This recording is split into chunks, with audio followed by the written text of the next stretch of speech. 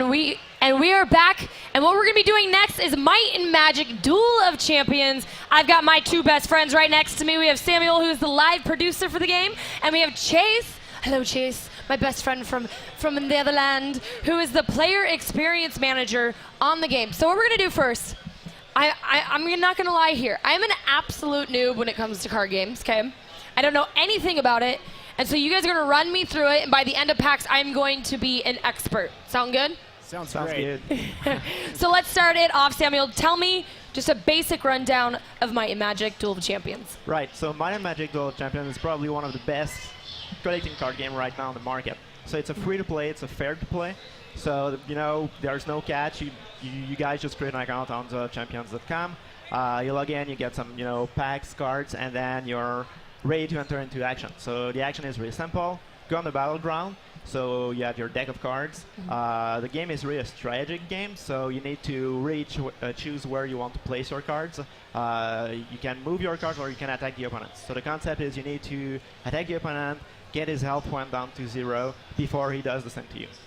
Got it. So I know, Chase, too, you play a lot of card games back when you were a kid, and now you're playing this. I mean, what is it like to have a game like this that can be compared to Magic the Gathering a lot? Like, what makes this different? So the thing about Duel of Champions is that being a digital card game, there are a lot of things you can do with it that you can't do in a traditional physical card game. It's very counter-based, so the health deteriorates over time. You can regain. You can put poison counters. The leveling system used to be able to play cards is very different, and it's just something that you can't do in a physical game. So it's really cool to have it digital.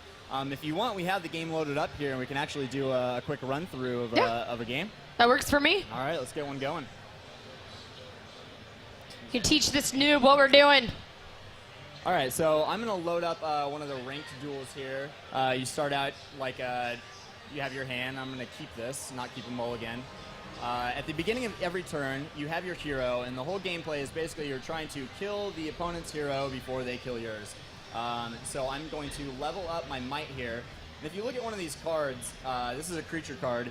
You have Might, Magic, and Destiny requirements. At the beginning of your turn, you're going to level up one of those with your hero. You'll see that at the top of the screen here. And then basically that allows you, that gives you the level requirement to be able to play the card. Now you also have your resources, which is like mana, but it's not, you know, in other card games where you can get screwed on not having enough mana to play. It increases one per turn, so it keeps it fair as far as like, you know, what kind of cards. So I'm going to play this Maniac here and put him down on the board. And you'll see that all the combat is done in rows here. So I'm going to be trying to attack through to the other side. And he's either going to put someone up here to put me on the defensive, or he's going to try and block the attack from my Maniac. Yeah, so I guess that's something that's worth mentioning compared to you know, lots of other card games. Duel of Champions, the position of the cards, where you place your card, is really important. You see right now, Chase is blocking the attack possible from his opponent with his own Maniac, with his own creatures. So in order to be able to attack the opponent's hero, he will need to defeat that creature first. Yeah, absolutely. So, so my opponent has decided to try and block my attack. You'll see that the Spring Spirit here has 4 health. I only have 2 attack on this creature, but I'm going to attack, and I'm going to play a nasty little Firebolt here to get rid of that. Boom, and now that's gone. I don't have any cards I can play with my resources, so I'm just going to go ahead and turn it back over. Another interesting mechanic that this game has are what we call event cards. So in every deck, each person has 8 event cards, and as the game plays, they're shuffled together. You'll see them down here, and they turn over every turn. And what they are, they're pretty much cards that either player can use during their turn. So the things on here, I can pay 3 resources, you know, and get +1 attack for my creatures based on certain conditions. Other ones have certain conditions like fortune cards cost 1 more resource to play during a game. So, you know, depending on when they come out, it can come out at a really inopportune time, or you can get the one that you need. I'm playing against a Sanctuary deck right now, so it looks like he threw out this Shenria Guard. He has some interesting mechanics there. Let's see. When the creature deals attack damage to a creature, your creature cannot attack and is immobilized until your next turn. That one's going to be a little bit nasty. So I'm going to go ahead and increase my Might again. And let's see what I can throw out here. So I'm not going to try and block that because that's just going to be a mess to deal with right now. So I'm going to toss. No, I am going to do that. I'm going to bring it out here. How many different cards are there? So right now we have over 400 cards in the game. 400? Exactly. And how do you get those? Like, how do you purchase them? Do you win them? Well, I mean, there's wide variety to get new cards. So either by playing the game, so each time you play a ranked duel, you get some gold. Even if you lose the game, you get some gold. So like that, you can purchase cards from all or different extensions quickly. Actually, if you want to really speed up the process, you can also purchase the cards if you want. That's what I would do. Yeah. Just because I would want to be the best, and I'm just gonna buy them all, if I can buy them all. Yeah, you can try that. I think. How much would that cost? Would that cost me a lot of money? You'd probably buy a lot of box sets. Okay. Over time. But I mean, that is a nice thing about it. We'll talk more about that later. But it is completely free to play, so it's like you can just sit, grind out a bunch of cards, and it's actually not too difficult to do so. We're gonna drop some more cards down here. You'll see the gameplay really. So you start out, you're putting down a few creature cards, and it really starts to pick up over time. And I'm gonna try and build a wall against these guys over here. You'll see on the background here, we got some really cool backgrounds from the different factions that are being used. Sam will introduce some of the factions from the game in a little bit from the Might and Magic universe, but it makes the board look really nice. And compared to there's some other card games where they really try to focus on the graphic aspect, using cards as a way to manipulate certain graphical representation going on. And I think that we really try to replicate that feeling of having an actual card game. Sitting down with your friends, playing the card. If you look at each one of these, this is a nice shiny. I really like the foil cards. But each one is hand-painted by our artists in Quebec City. Wow. So they're very detailed, very beautiful cards to play. Yeah, the art that looks like goes into these is amazing. Yeah, we really put a lot of time in the art. I mean, creating a card can take up to a week for one of our artists in Quebec. So we really spend a lot of time because we want to have the best looking game possible. Chase mentioned a couple of seconds ago, the different faction is playing. When we started the game, the creation of the game 2 years ago, one of the first things we wanted to do is, create a CCG with the Might and Magic universe, right? Yep. It's such a, interesting universe. There's, so much depth in that universe. So we wanted to do that. Currently, we have 5 different factions in the Might and Magic universe. So we have Inferno, which is kind of really rush type of decks. Haven, where it's really more kind of a slow-paced strategy game where it's really about healing and protection. Stronghold, where it's all those big rough guys, so you can really take out your opponent really quickly. And we have Sanctuary, which is all about placement and board control. So you can move the cards of your opponent around and really kind of take the board control or take the board advantage. And we also have Necropolis, which is kind of all about poisoning and playing with your graveyard. So it looks like I'm getting my butt whooped a little bit over here against one of these Sanctuary decks. Yeah, so I mean that's kind of a basic walkthrough of the gameplay. You can see. You want to talk about the different types of creatures? So Yeah, I know you guys have a ton of different characters too. Let's get into some of the creatures that you guys do have. Maybe tell me some of your favorites. Absolutely. So so there's 3 different types of creatures. There are melee creatures, flying creatures, and shooter creatures. Melee creatures all sit in the front row here. Shooter creatures go in the back row, and flyer creatures can go anywhere. Now, mostly for flyer creatures and melee creatures, you have to attack the creature card in the first row on the other side, unless you're a shooter and you can attack front and back. So, like we were saying before, placement is very important. What kind of cards you play are very important. I'm gonna draw. And this is my quick 15-minute walkthrough of the game. Now, if you're someone that's completely new to this, you download it. How long do you think it takes someone to kind of figure out the game?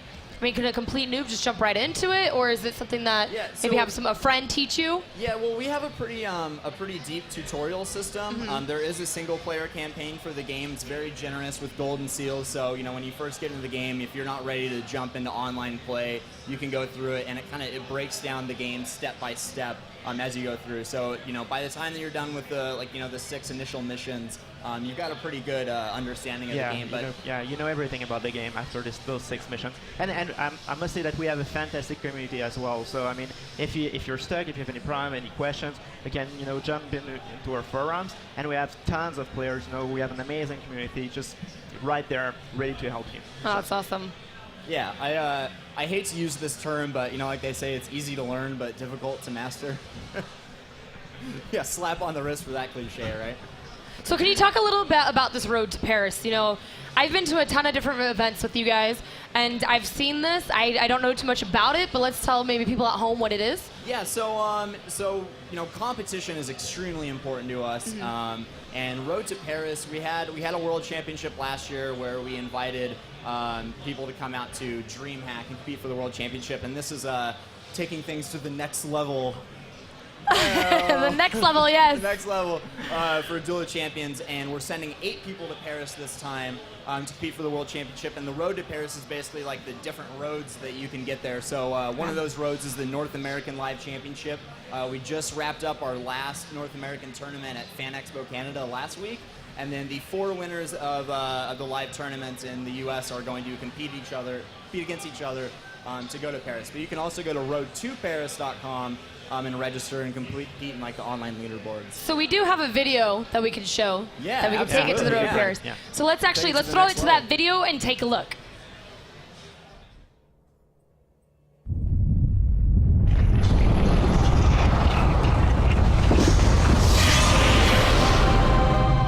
Hi, I'm Chase Strait, representing Duel of Champions at Kubla Khan.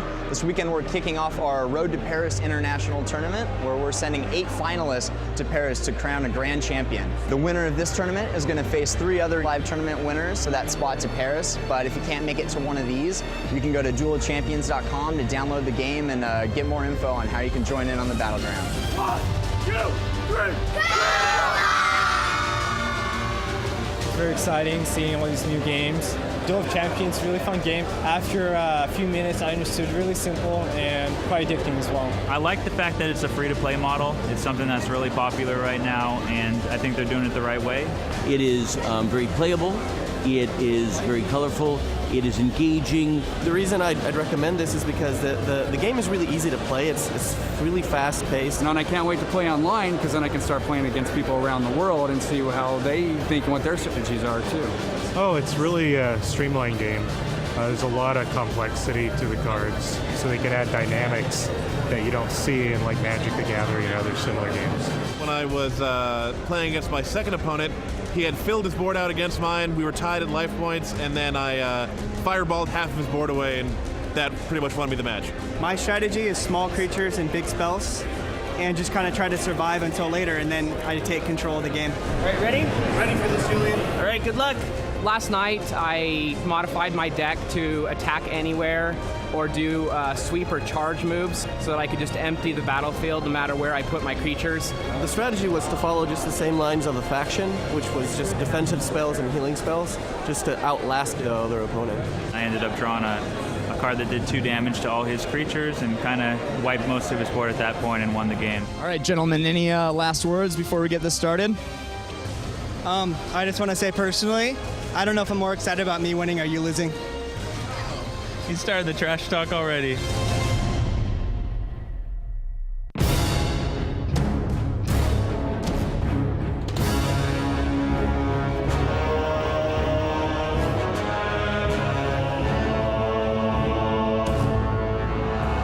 The third game was a little closer than I wanted it to be, but I finally pulled it out and got the sweep. I'm pretty excited to go over there and represent the United States and get a free trip to Paris and hopefully do well. So now you got a few months before your next competition in Road to Paris. What are you going to do to prepare? I'm just going to play test online. Like I mentioned earlier, I'll go in there and play with the Europeans. They have a pretty good developed metagame, and I'll just do my best to get ready. That's awesome. Well, congratulations. You played well, and we'll see you again in September.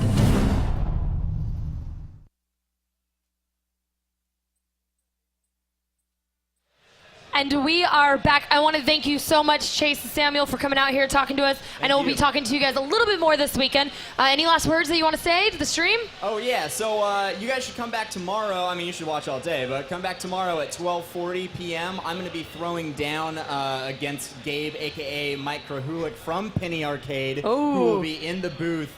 Taking them on head-to-head. Also, if you want to play the game, you can head to the LAN area. It's on the computers there. We're going to be hosting a tournament there on Sunday from 1 to 3, and a tournament in the BYOC area from 3:30 to 6:30 on Saturday. Awesome. And if you guys are at home, make sure you guys download the game. And I want to thank you guys once again. What we're going to do, we're going to be coming back to you guys at the next level for round 2. But before we do 2, we're going to go to a commercial break.